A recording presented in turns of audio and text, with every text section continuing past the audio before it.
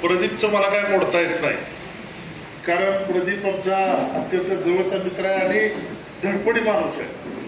अत्यंत शून्यातनं स्वतःचं बस्तान बसवण्याचा प्रयत्न या ठिकाणी केला. संघटना कौशल्य अतिशय चांगलं आहे.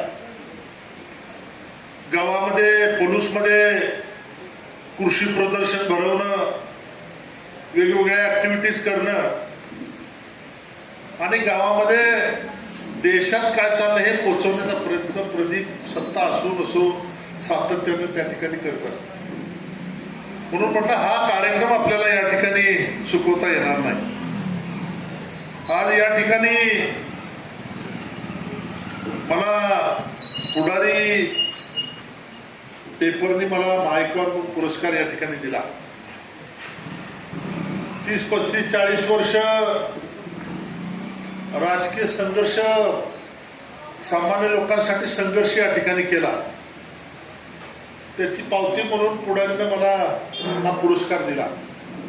पण तू हे संघर्ष करत असताना त्याच्यात महत्वाचा पाठिंबा किंवा सहकार्य असणाऱ्यांची नावं या ठिकाणी घ्यावी लागतील. त्या ठिकाणी अग्रक्रमानं अण्णासाहेबांचं नाव या ठिकाणी घ्यावं लागेल.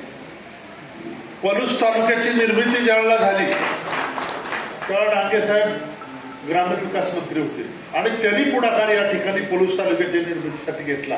मी त्यावेळेला आमदार होतो.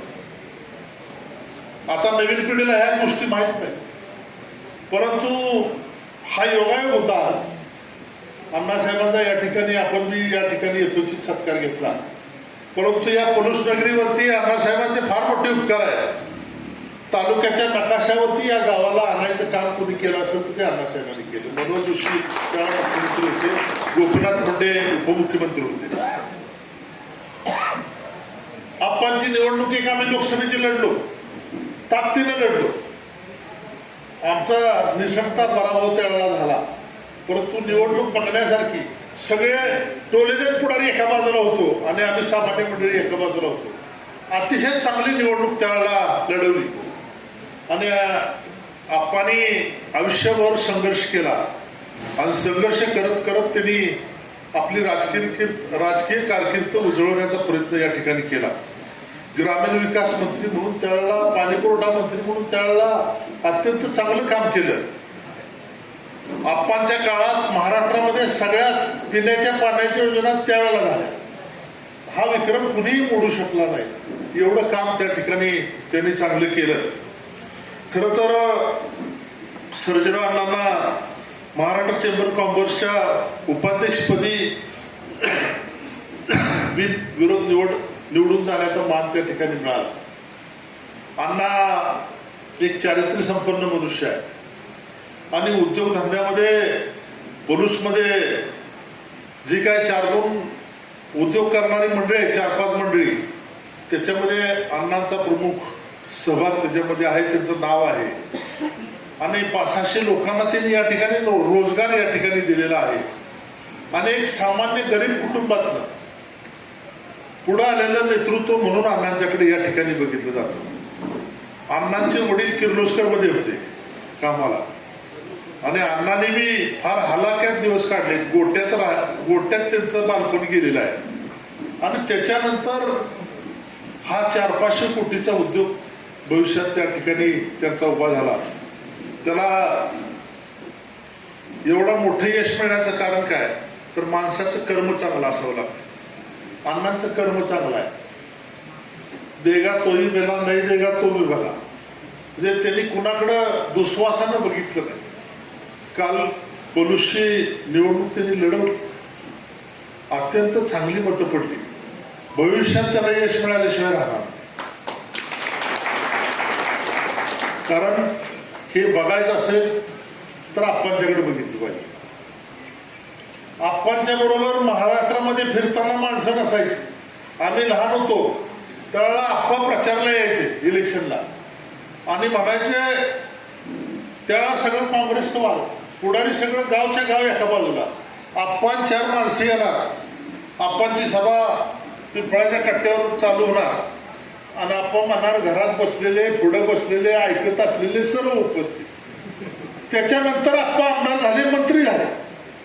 म्हणजे काही बॅकग्राऊंड नसताना आप्पा तिथपर्यंत जाऊ शकतात. आणि अण्णा तुम्हाला बॅकग्राऊंड आहे, आमच्यासारखी फौज तुमच्या मागे आहे, त्यामुळं तुम्हाला 100% यश मिळेल. आणि या गावाला चांगल्या नेतृत्वाची गरज आहे. या गावाला तालुका करून देण्याचं काम आम्ही केलं, पण तालुक्याच्या नंतर काही मोठ्या कल्पना आमच्या बी डोक्यात होत्या तालुक्याच्या संदर्भामध्ये, त्या पूर्ण झाल्या नाहीत. आणि यावेळेला होतील असं वाटत होतं, पण तो डाव अर्धा राहिला. परंतु भविष्यात होईल, काय अडचण येणार नाही. त्यामुळं अण्णा तुम्हाला उपाध्यक्षपदी चेंबर ऑफ कॉमर्सची जी निवड केली, ते एक सामाजिक काम, उद्योग क्षेत्रातलं काम, उद्योगधंद्याची असलेली नाळ, हे सगळं बघून तुम्हाला या ठिकाणी चेंबर ऑफ कॉमर्सनं नेतृत्व करण्याची संधी या ठिकाणी दिलेली आहे. त्यामुळं तुमचंही या ठिकाणी मी अभिनंदन करतो. त्याचप्रमाणे आमचे मित्र सुनील भोसले धनगावचे, सेंद्रिय शेतीच्या संदर्भात ते अतिशय तत्पर आहे. आता माणसाचं आयुष्य फार कमी व्हायला लागले आणि माणसं सेंद्रिय शेतीकडे वळायला लागली. आता तुकाराम मुंडे आल्यापासून पनीर मिळायलाच बंद झालं, पनीरच मिळायला आहे. दुधातली भेसळ कमी आली. राज्य लेवलवर 6-7 लाख लिटर दूध रोजचं कमी आलं. तंबाखूत भेसळ, दुधात भेसळ, तेलात भेसळ, सगळ्या भेसळीच आहे. त्यामुळं आता माणसं सेंद्रिय शेतीकडे वळालं. आणि खरं तर सुनील भोसलेंनी सेंद्रिय शेतीमध्ये अतिशय चांगलं काम केलं. शेतकऱ्यांना मी विनंती करणार आहे की औषध मारलेलं, रासायनिक औषध मारलेलं भाजीपाला खाऊ नये.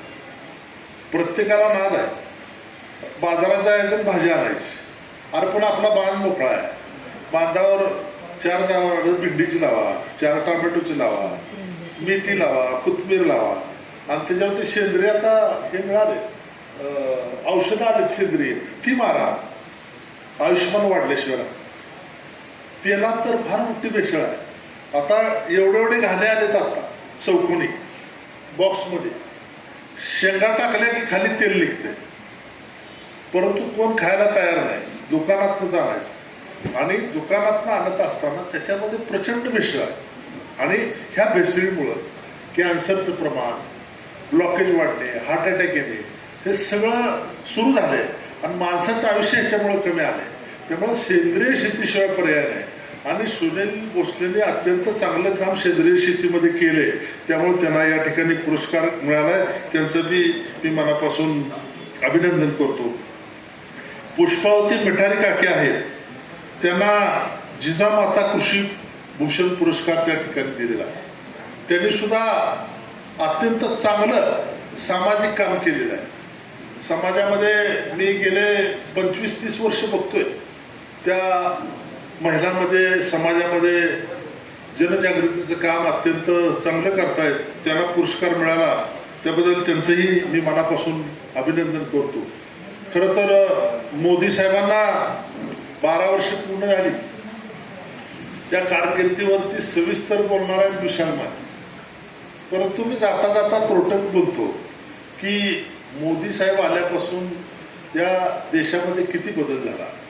जगाचा बघण्याचा दृष्टिकोन भारताबद्दलचा कसा झाला. अमेरिकेला सुद्धा डेअरिंग करून भारतावर काय बोलता येईल. सगळी देशातली मोठमोठी रशिया असेल, अमेरिका असेल, जपान असेल, चीन असेल, मित्रत्वाचे संबंध ठेवण्याचा प्रयत्न या भारताशी केला. ह्याला कारण काय तर नरेंद्र मोदींचं नेतृत्व ह्याला कारण.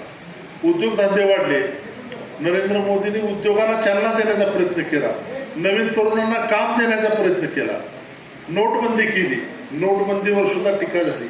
पण नोटबंदी का केली तर पाकिस्तानमधनं जेवढ्या नोटा छापल्या होत्या 2000च्या, त्या बाजारात येणार होत्या म्हणून ही सगळी नोटबंदी झाली. आणि त्यामुळं देशाचं फार मोठं नुकसान या ठिकाणी वाचलं. आणि नरेंद्र मोदींच्या कारकिर्दीमध्ये आता रस्ते बघा, दिल्लीवरनं माणूस गाडीनं सुद्धा संध्याकाळपर्यंत या ठिकाणी पोहोचू शकतो. आपल्याला दिल्लीला पोहोचायला 3 दिवस लागतात. नागपूरला आम्हाला जायला 13-14 तास लागायचे. आता 6-7 तासात नागपूरवरनं माणूस या ठिकाणी यायला लागला. त्यामुळं हे इन्फ्रास्ट्रक्चर डेव्हलपमेंटचं काम जे झालं ते मोदींच्या काळामध्ये प्रचंड या ठिकाणी झालेलं आहे. आणि त्याला आपल्याला मोदींचं अजून 20 वर्ष त्यांना परमेश्वरानं पंतप्रधान म्हणून राहण्याची संधी द्यावी, ही परमेश्वराला आपल्याला प्रार्थना करावं लागेल. आणि आपला देश कुठल्या कुठे गेल्याशिवाय राहणार. सामान्य माणसाला, गोरगरीब माणसाला रस्त्यावर राहायची वेळ नाही. आता प्रत्येकाला धान्य मिळालं, घरी बसून खात आहे.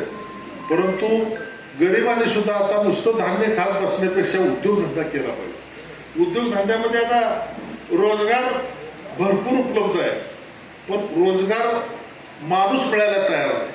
आमच्याकडे बिहारवरून माणसं यायला. आज या ठिकाणी अण्णा आहेत, आपल्या MIDC मध्ये पोलिसच्या किती टक्के मराठी माणसं आहेत आणि किती टक्के बिहारी माणसं आहेत. आमची काम करायची मानसिकता नाही.